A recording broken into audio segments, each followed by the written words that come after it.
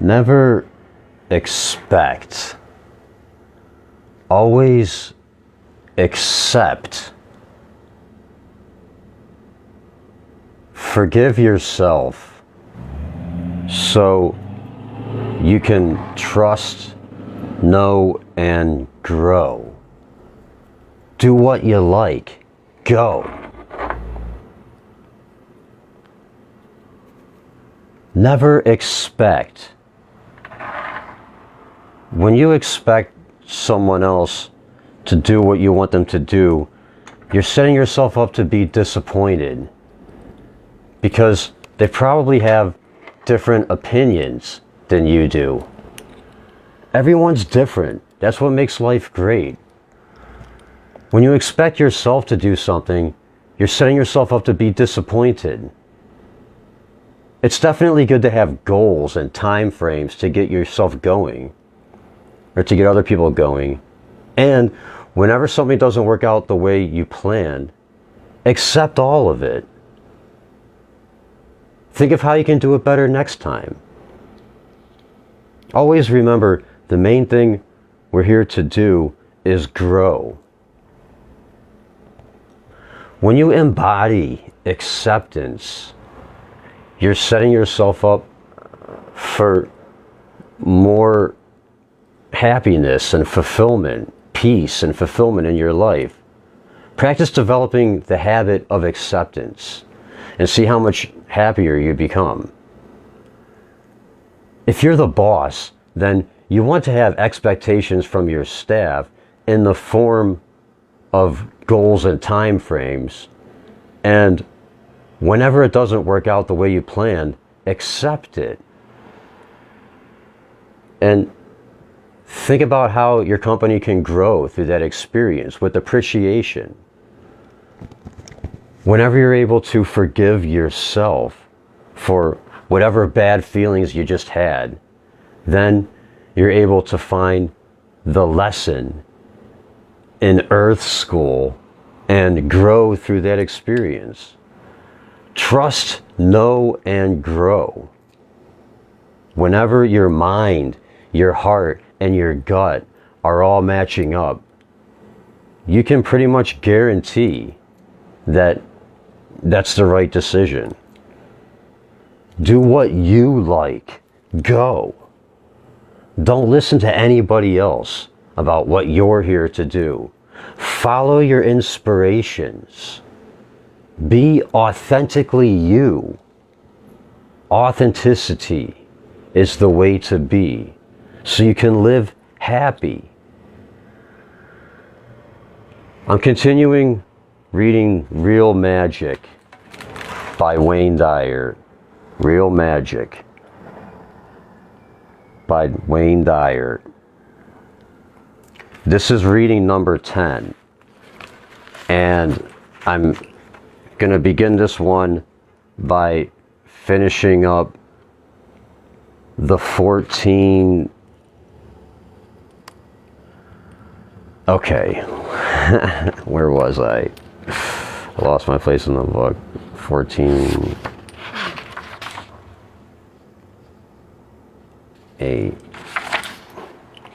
14. Practice daily meditation is number 14. Now what are they? The 14.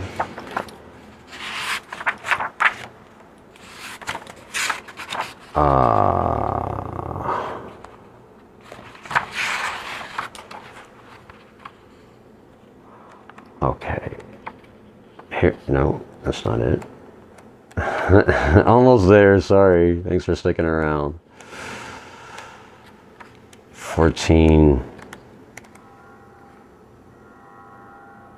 Keys for creating a miracle mindset.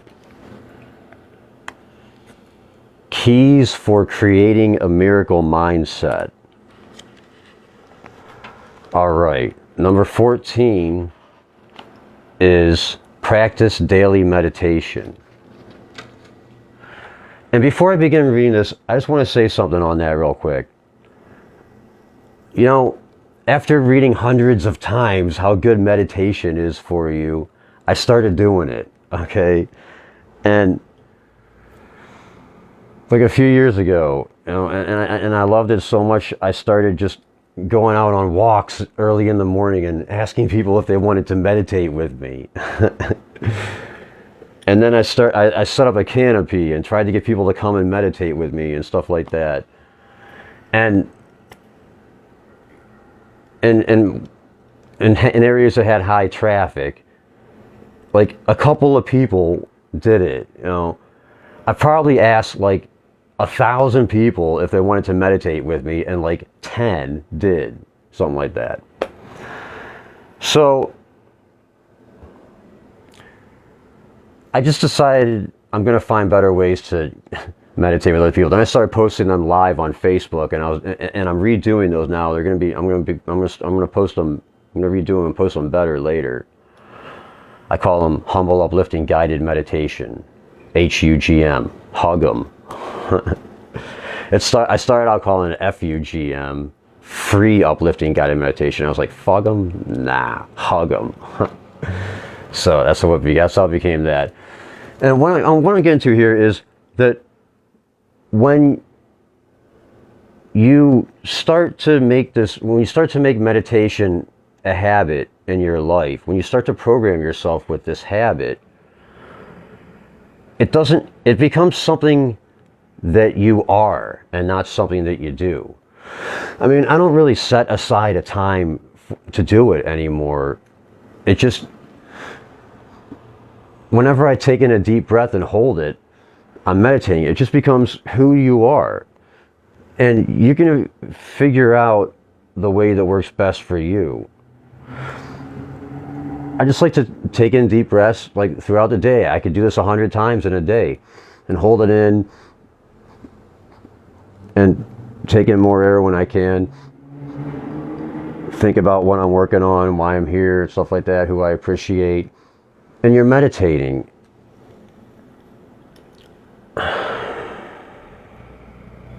And I'm gonna, when I get back into doing my guided meditations here on social media, I'm gonna be recommending books. I can recommend a couple right now. One great book is by Vishen Lakhiani. And I can't think of the title of it right now. Oh man. It's actually on my Instagram page. I have it pinned. Well, the title of that book's pinned to the top of my Instagram page. I mean, I can name a couple people. Okay, Joe Dispenza has a lot of really good stuff on YouTube. A lot of really good free, guided meditations that Dr. Joe Dispenza does on YouTube. And he talks about some of his meditation techniques in his great book, Breaking the Habit of Being Yourself.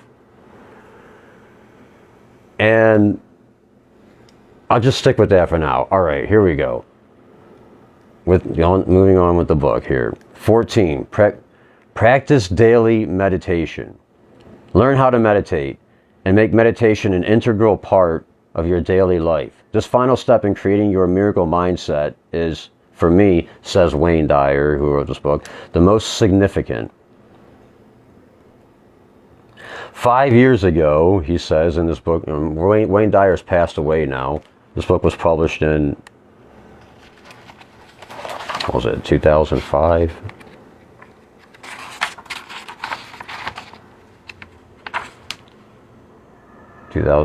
1989. Wait a minute. Excerpt from Healing. Okay. Real Magic. 1992. That's what it was. 1992. This book was published in 1992. So Wayne Dyer is saying 5 years ago in 1992 minus 5, 86, whatever that is. Wayne Dyer is saying, I could not imagine myself meditating on a regular basis. Today, I cannot imagine my life without it. It's the vehicle, the same thing here.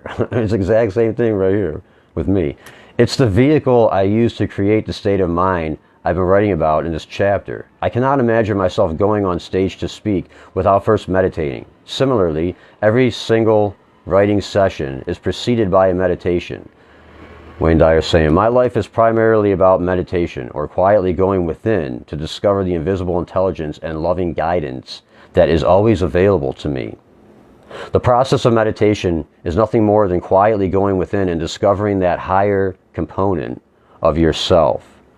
After a while, you come into direct contact with what has always been a mystery in your life. You will discover God, or whatever you want to call God, that infinite invisible intelligence that is always a part of you and your daily life. Here is how Richard D. Mann, M-A-N-N, describes it in The Light of Consciousness, which is italicized and capitalized, so it's a title of something, a book or whatever. The Light of Consciousness. Add it to the list. Richard D. Mann, M-A-N-N, The Light of Consciousness. Insert. The body seems to be moved, purified. The imagery has an unfamiliar and awesome clarity. The spontaneous registry of what one's life and current experiences all imply at their core may take the form of searing insights. Even the stillness comes as a blessing and a discovery. Whatever happens, it continues to suggest a shift in the inner structure of one's consciousness. End quote.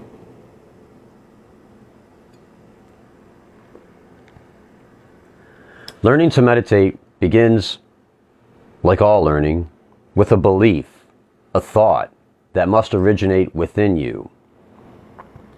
The thought is simple, quote, I believe there is something to this experience of meditation and I am willing to invest the energy to discover it, end quote. That's it. A simple acknowledgement that meditation, though you may know nothing about it, has some inherent value, and a decision to approach it with an open mind. In order to create that open mind, contemplate for a moment on the greatest thinkers you have admired.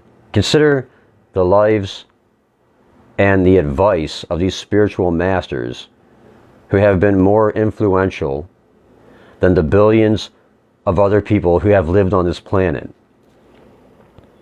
They all encourage us to meditate, to go within, to seek guidance in the silent, invisible, empty space that resides in all of us.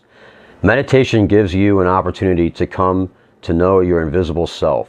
It allows you to empty yourself of the endless hyperactivity of your mind and to attain a calmness.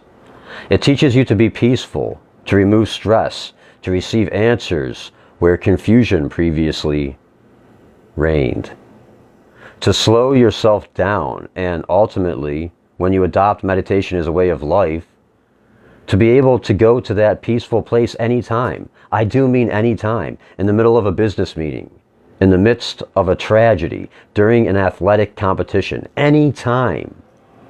Meditation can and will help you become your own miracle worker and come to know the meaning of real magic.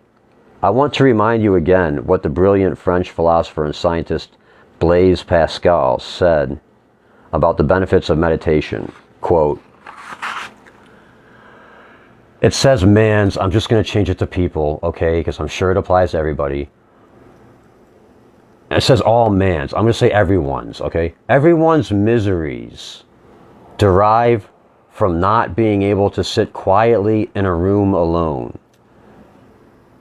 That's the end of the quote. Everyone's miseries derive from not being able to sit quietly in a room alone.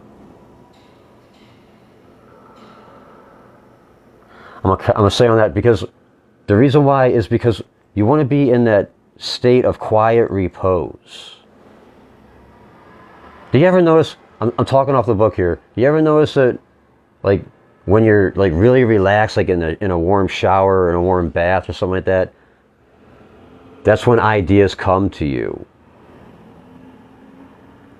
I'm taking baths a lot now these days. I'm taking baths more than showers. Like 3 or 4 times a week, I'm taking a bath now in my bathtub, because that's when I get the really important answers, you know, the really big answers. And I like to keep a phone by me so I can just make a note, hit record and make a note, speaking it into my phone, like I've done thousands and thousands, like tens of thousands of times, and like 10 or 20 different phones I've used in the past.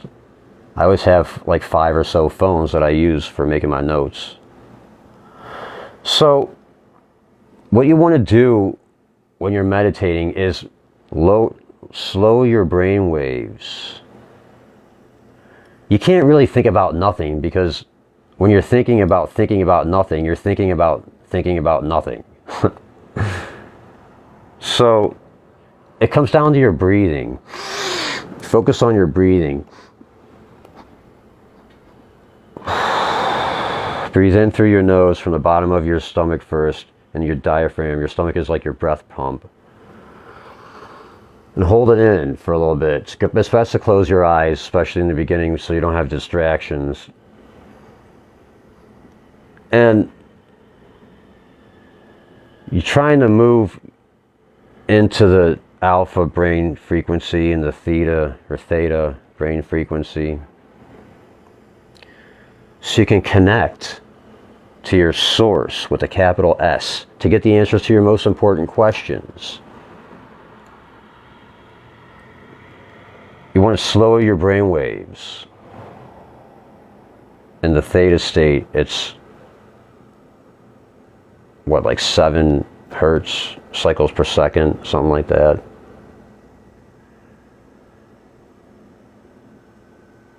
And that's when you just start to get your inspirations.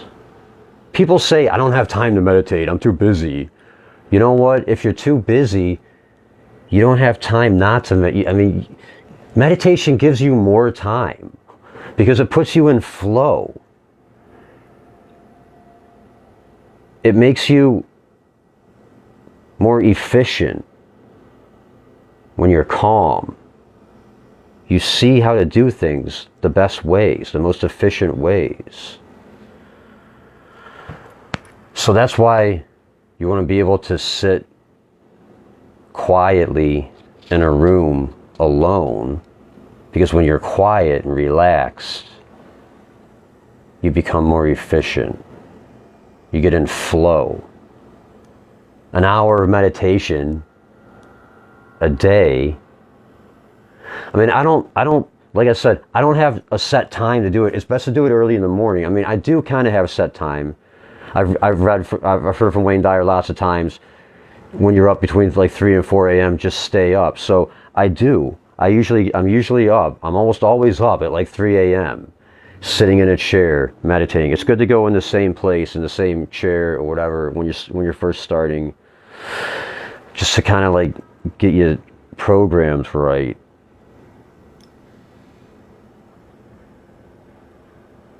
I don't spend an hour in the morning. I mean, I sit down and do it for like 10 minutes or whatever, and then work on something, you know. Do whatever works best for you. It's definitely best to do it early in the morning when it's still dark outside, when it's calm and peaceful.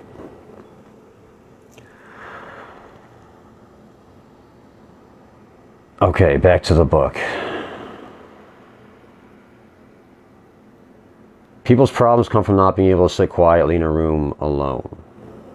Wayne Dyer says, I find this fascinating and wonder why we don't include meditation in our education programs at all levels. In my experience with meditation, I've never felt anything but more peaceful, loving, and confident after meditating. Here is something so simple, available to all of us whenever we choose to use it, that contributes enormously to our well-being. I'm going to add here another thing real quick. I mean, it's so easy these days just to search meditation, and like lots of things pop up. You know, play around with it. on your phone or whatever. I'm sure Wayne Dyer would have talked about this if everybody had a little computer in their pocket that told you anything you wanted to know by asking it the question in 1992 when he wrote this book. It's so easy now to find whatever you want. All right, back to the book. In my experience with meditation, Wayne Dyer says, I've never felt anything but more peaceful, loving, and confident after meditating. Here is something so simple, available to all of us whenever we choose to use it, that contributes enormously to our well-being. And how do you do it? It's simple. You just make up your mind to do it. Listen to the literary genius Franz Kafka. Insert. You do not need to leave your room. Remain sitting at your table and listen. Do not even listen. Simply wait. Do not even wait. Be quiet, still, and solitary. The world will freely offer itself to you to be unmasked. It has no choice. It will roll in ecstasy at your feet. End quote. There's no right or wrong way to meditate. There's no specific strategy to follow. It truly is just allowing yourself to go into another dimension. Another dimension, another dimension, another dimension. That is free of the limitations you experience in your physical world. In your meditative state, you can play out a difficulty or problem in your mind. See it, experience it first within your invisible self, and then go play out how you want it to go in your physical world. You can also ask for divine guidance by silently asking questions like, how may I act lovingly and serve you while participating in this upcoming event?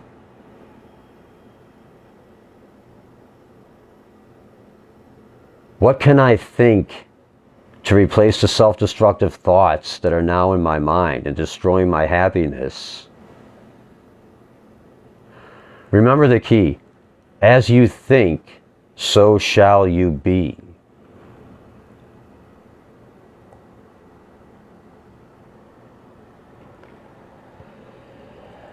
Meditation is your opportunity to create what you will be. By entering, okay, here's some good questions to ask yourself. I got these from that Vishen Lakhiani book that I can't think of the title of right now for whatever reason. Talking off the book here.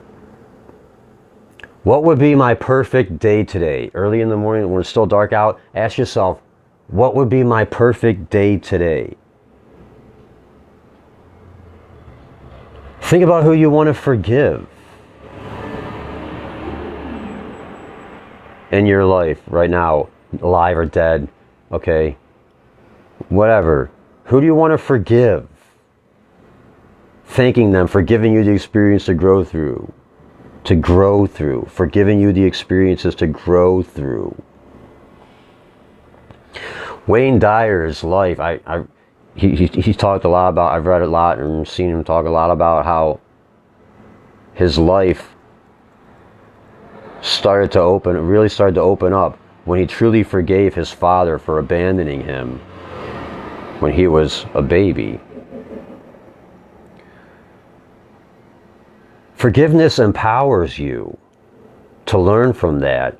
Forgiving yourself empowers you to grow into who you're here to be. So think about who you want to forgive. Think about what you can forgive yourself of, the bad feelings that you had recently. Forgive the person who's connected with those bad feelings, you, whoever else, whatever. So you can learn from it and move on. What's your perfect day today? What do you want? What kind of abundance do you want to have in your life? Who do you want to be? What kind of person do you want to be? These are some examples of questions that you can ask yourself during your meditation. And I get into a lot more of this kind of stuff during my guided meditations. Back to the book. There's no right or wrong way to meditate. There is no specific strategy to follow. It truly is just allowing yourself to go into another dimension that is free of the limitations you experience in your physical world. In your meditative state, you can play out a difficulty or problem in your mind, see it, experience it first within your invisible self, and then play out how you want it to go in your physical world.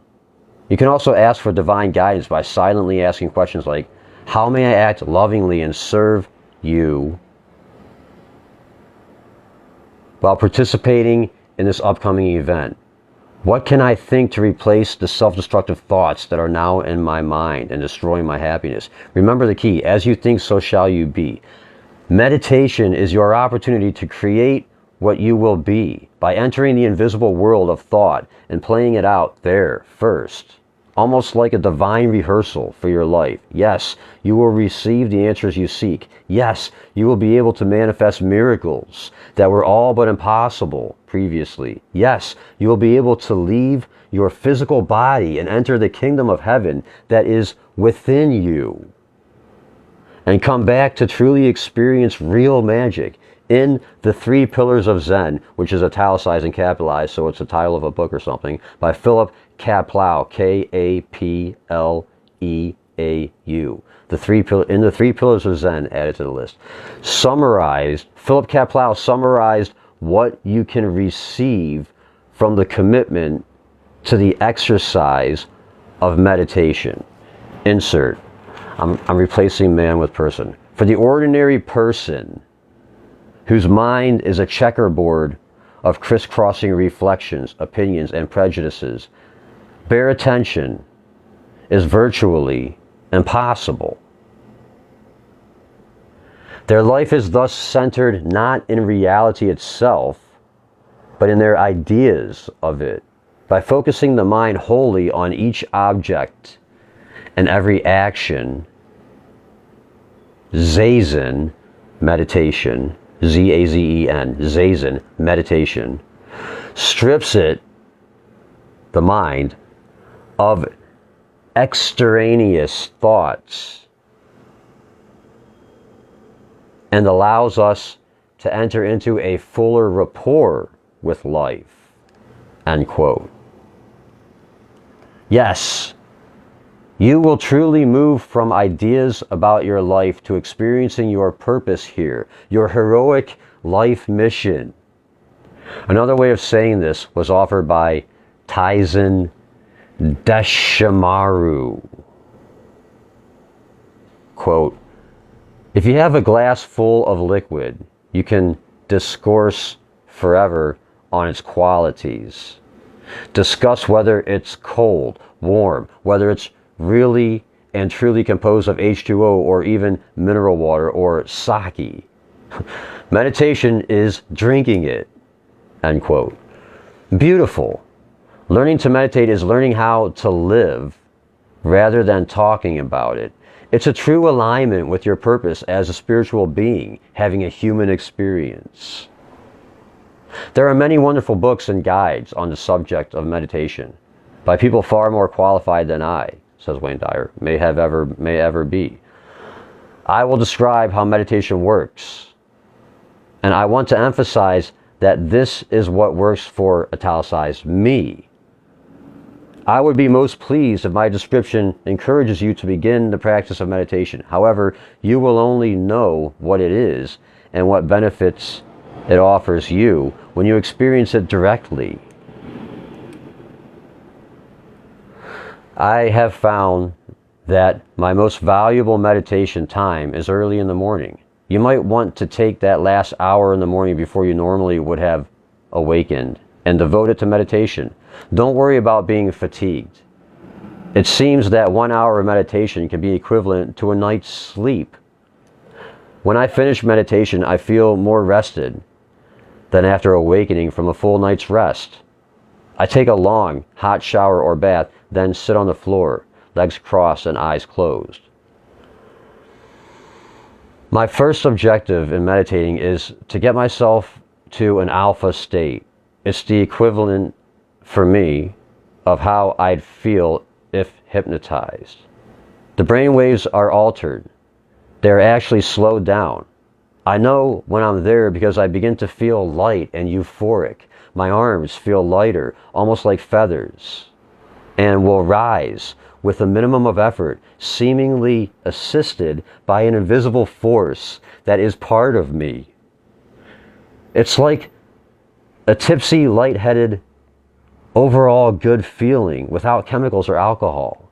After several years of meditation, I can get to this alpha state in a matter of seconds. Burt Goldman, oh, Burt Goldman's great. Burt Goldman, in writing in italicized and capitalized, how to better your life with mind control. How to better your life with mind control. Add to the list. I'm sure that's not available. I've already searched my main library for Burt Goldman. I'm talking off the book here. Burt Goldman is very well connected with Vishen Lakhiani. Burt Goldman is no longer alive, but they were very good friends when he was. Anyway,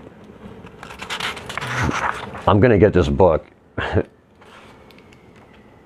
I always have a stack of books I'm working on. I have like 30 books right there to read, but I'm definitely gonna get this one at some point in my life. Burt Goldman, writing in his book, How to Better Your Life with Mind Control. That Burt Goldman contributed a lot in the Silva mind control system. That was huge for a while. The Silva mind control system. That's a good one. Okay. Back to this book, talking about the book, How to Better Your Life with Mind Control. In that book, there's a superb chapter called, quote, Getting to Alpha, which describes in specific detail how to get there.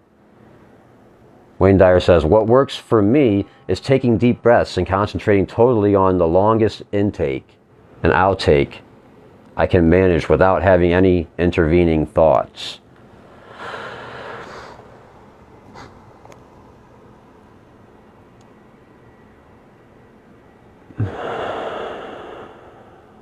I avoid the temptation of endless thoughts bombarding my consciousness by repeating, I kiss. That's what works for him, I kiss. As an inner mantra, very slowly. Wayne Dyer wrote a book called Gifts from IKISS. So he talks all about what that means in that book, I'm sure. I have it up there on my shelf. I haven't gotten to that one yet.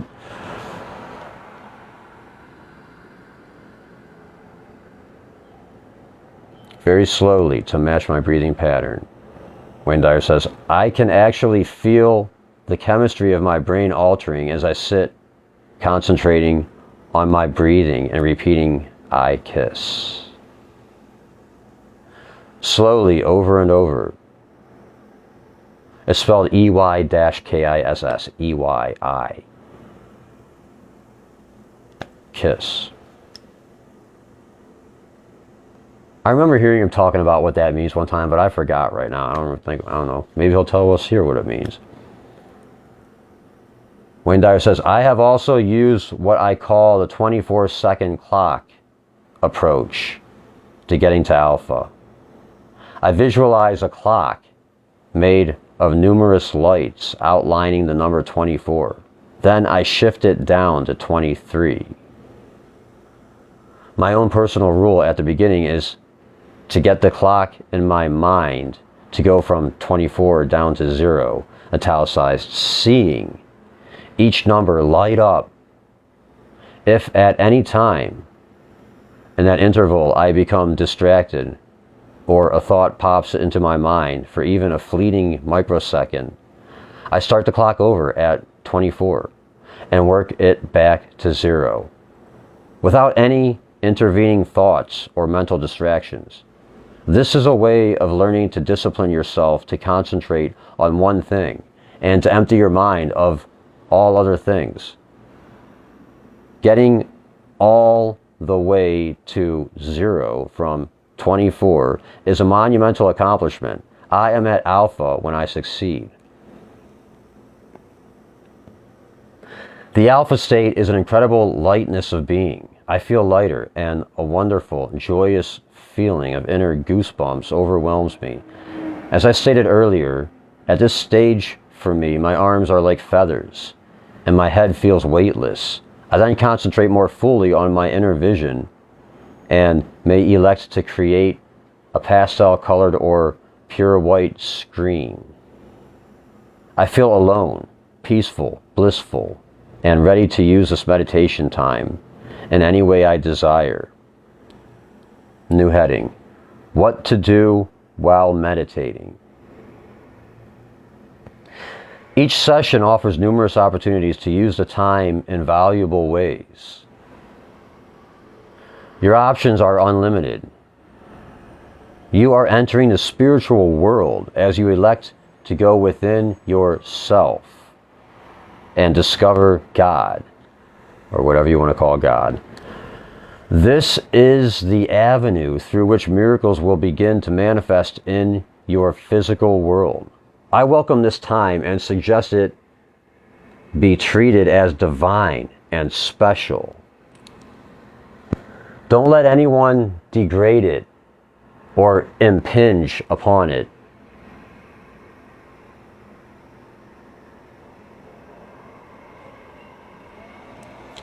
The practice of active meditation includes presenting problems or questions for consideration. About a current life problem, I often ask, quote, "What is the lesson here?" Or, quote, "How can I benefit from this situation?" For example, at one time I was experiencing some difficulties with my 14-year-old daughter. At issue was a boy she wanted to date, and it felt impossible to talk to her without our communication becoming mired in upset and obstinate behavior. In a meditation, I asked, "What is the lesson here?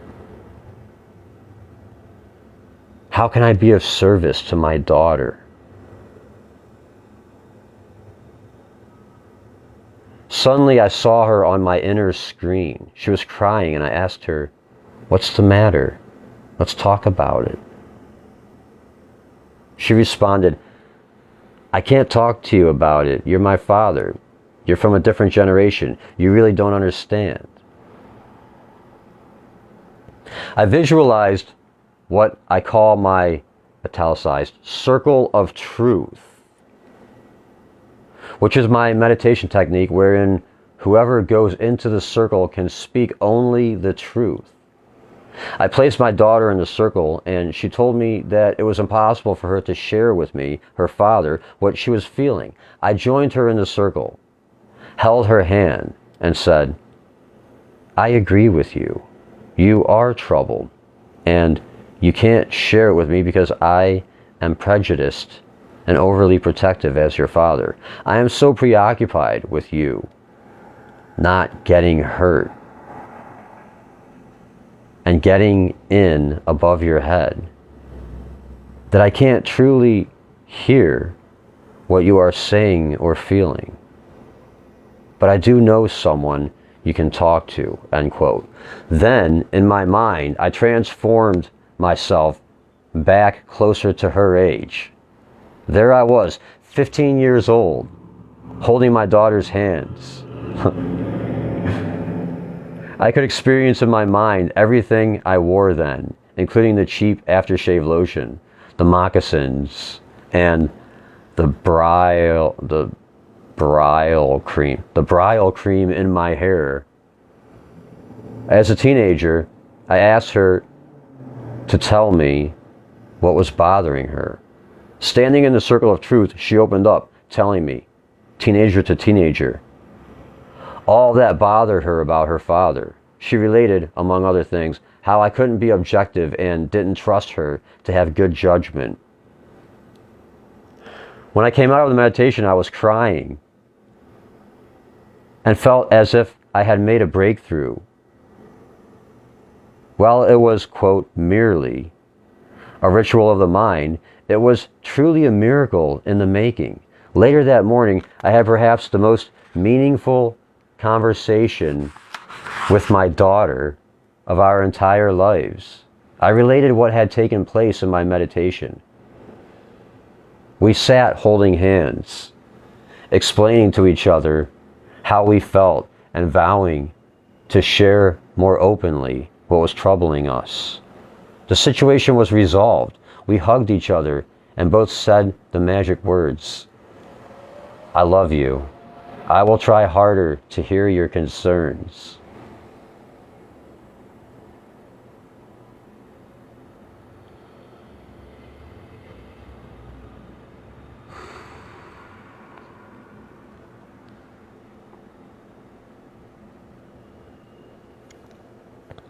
I've included this story as an example of one of the many things you can do while meditating. The vehicle of meditation offers innumerable opportunities to resolve conflicts. The guidance is there within yourself. While meditating, you can ask questions and receive answers. You also can go backward in your life and relive experiences and be able to see the lesson that each of those life experiences provided. You can commune with those who were once in your life and now are either in a different part of the physical world or have left this physical world. You can make contact with the divine intelligence within you and use it in dramatic new ways. You can learn to get to the heart of any illness that may be a part of your life, blessing the discomfort or disease, and seeking the meaning of the illness. You also may come into contact with your healing capacity. You can discover that your mind is capable of creating chemicals that will reduce your discomfort and aid your healing. You can learn to ask for and receive the courage to make significant changes away from addictive poisons and unhealthy lifestyles. Ultimately, you will get to the point of going beyond thoughts and the activity of the mind. You will, quote, transcend to that unified field of consciousness where you have no mantra and no thought. This is bliss. And the glimpses of this state simply cannot be explained. They will be experienced and treasured, I promise. After meditating, I enjoy the continuation of the experience of that incredible lightness of being. I feel centered and focused and relate to others, seeing that fullness of God in them. I back up. Think about what's happened in my life. Think about why it's happened, what's great about this. I back up my life in my mind.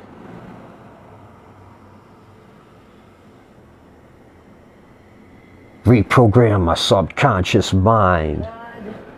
Limits in life cannot be defined.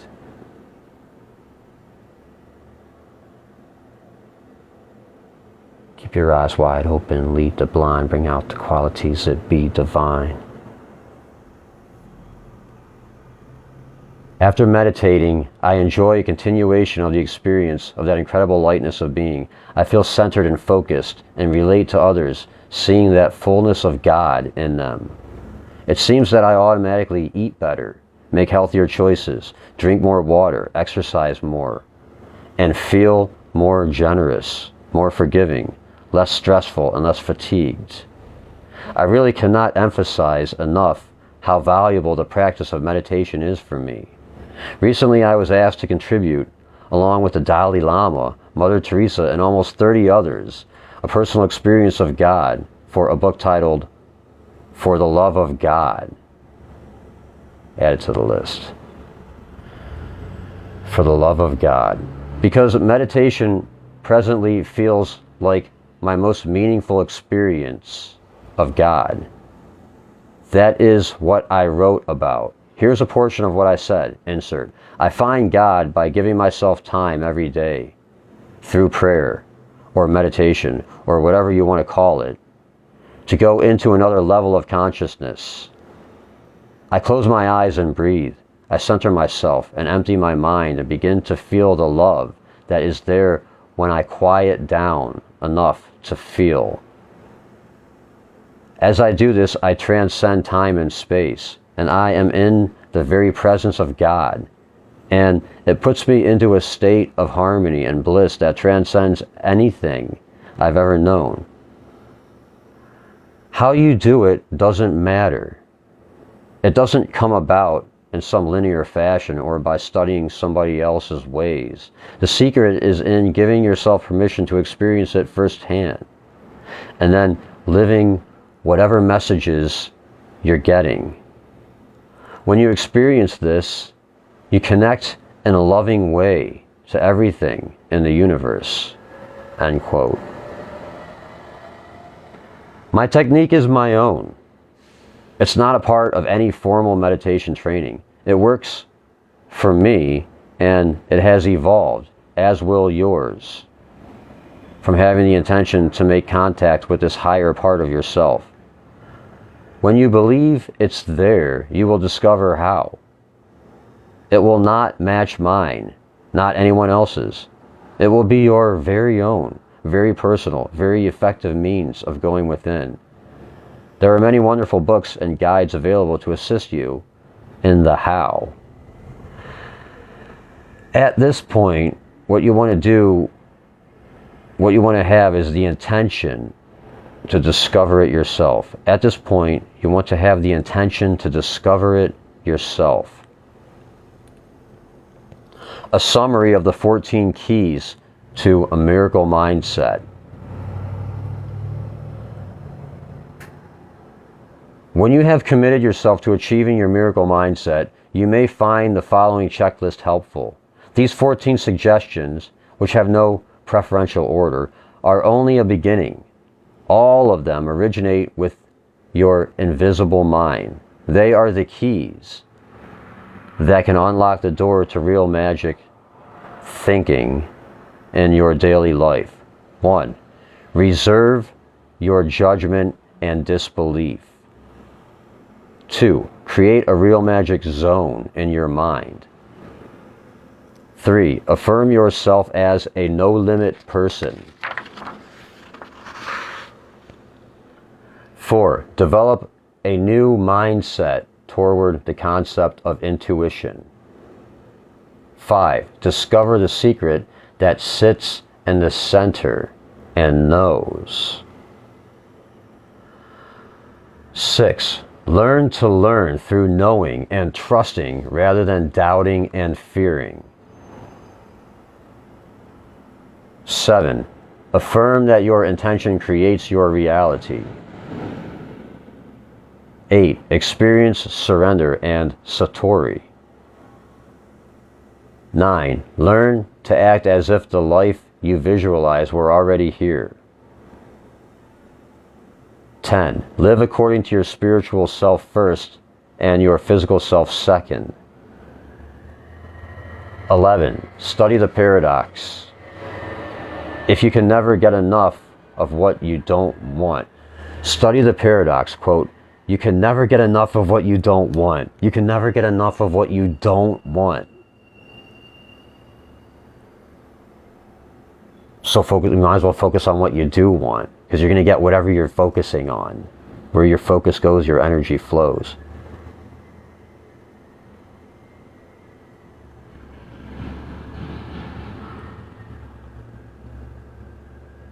"12. Ask nothing of anyone and practice unconditional acceptance. 13. Begin to develop authentic power for yourself. 14. Practice daily meditation. Once you have the inner way, the outer way will follow. The next chapters are devoted to helping you with that outer way. As you move on to the implementation of this miracle mindset in all areas of your physical world, let the words of Lao Tzu in the Tao Te Ching, or I guess it's pronounced Tao, with the T is pronounced like a D, Tao Te Ching. That's Wayne Dyer's favorite thing, the Tao Te Ching. I have a copy of the book somewhere around here. I think it's on that table. You can get it for free. All 81 verses interpreted. You know, just search for it. You can find it. It's available for free, easily. The Tao Te Ching, Taoteching.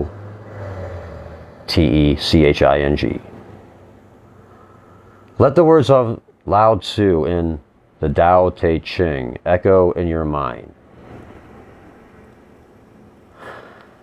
When you find the way, others will find you. Passing by on the road, they will be drawn to your door. The way that cannot be heard will be echoed in your voice.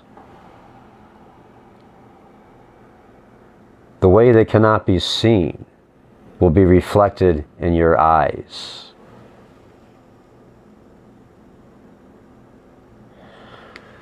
Your mind. Okay, I think what he means by your eyes is in your mind, really, with your eyes closed, is the way that what you see with your eyes closed is what matters the most in your life. I'm going to read the whole thing one more time. When you find the way, others will find you. Passing by on the road, they will be drawn to your door. The way that cannot be heard will be echoed in your voice. The way that cannot be seen will be reflected in your eyes.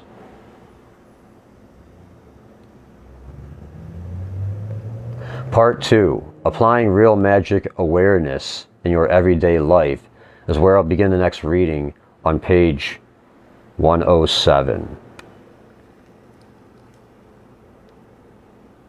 Never expect. Never expect. Always accept. Forgive yourself so you can trust, know, and grow. Do what you like. Go. Go. Never expect. When you expect someone else to do what you want them to do, you're setting yourself up to be disappointed. Because they probably have different opinions than you do. Everyone's different. That's what makes life great. When you expect yourself to do something, you're setting yourself up to be disappointed. It's definitely good to have goals and time frames to get yourself going, or to get other people going. And whenever something doesn't work out the way you planned, accept all of it. Think of how you can do it better next time. Always remember, the main thing we're here to do is grow. When you embody acceptance, you're setting yourself up for more happiness and fulfillment, peace and fulfillment in your life. Practice developing the habit of acceptance and see how much happier you become. If you're the boss, then you want to have expectations from your staff in the form of goals and time frames. And whenever it doesn't work out the way you planned, accept it. And think about how your company can grow through that experience with appreciation. able to forgive yourself for whatever bad feelings you just had, then you're able to find the lesson in Earth School and grow through that experience. Trust, know, and grow. Whenever your mind, your heart, and your gut are all matching up, you can pretty much guarantee that that's the right decision. Do what you like. Go. Don't listen to anybody else about what you're here to do. Follow your inspirations. Be authentically you. Authenticity is the way to be, so you can live happy. I'm continuing reading Real Magic by Wayne Dyer. Real Magic by Wayne Dyer. This is reading number 10.